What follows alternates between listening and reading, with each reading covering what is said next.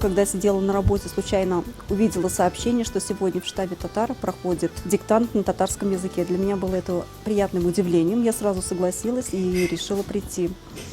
Меня встретила теплая обстановка среди татар, и мы писали сегодня диктант.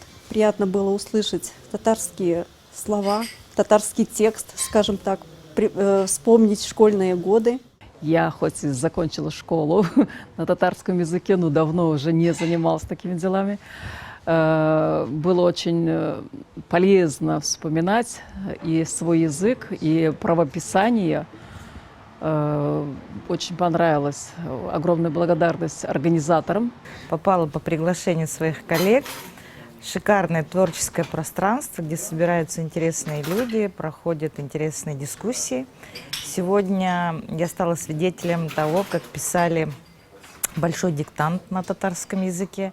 Было очень интересно, я давно не писал на татарском языке, было очень интересно написать что-то на татарском языке, вспомнить свою молодость и детство.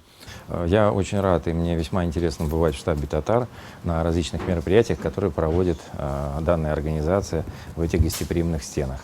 Ну, здесь происходит общение интеллектуальных людей, неравнодушных как и к межнациональным отношениям, к дружбе наших народов. И сегодня я присутствовал на татарском диктанте.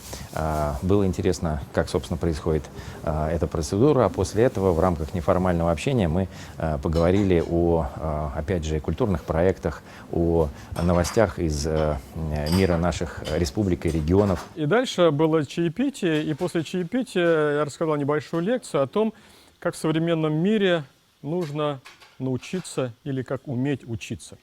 Потому что мир современный очень мобилен, очень быстро изменяющийся, да, очень много информации сейчас идет, которая из интернета, из различных социальных сетей, и уметь ориентироваться в этом потоке информации сейчас очень важно.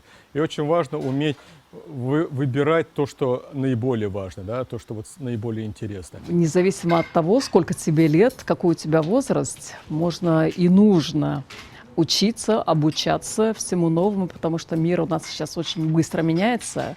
И получать образование в любом возрасте, даже за 50 и за 60, это никаких ограничений, проблем нет. Мне очень понравилось, что человек, несмотря на то, что ему уже около 60 лет, продолжает интересоваться и находится, так сказать, в тренде и использует современные подходы к изучению, к обучению в целом.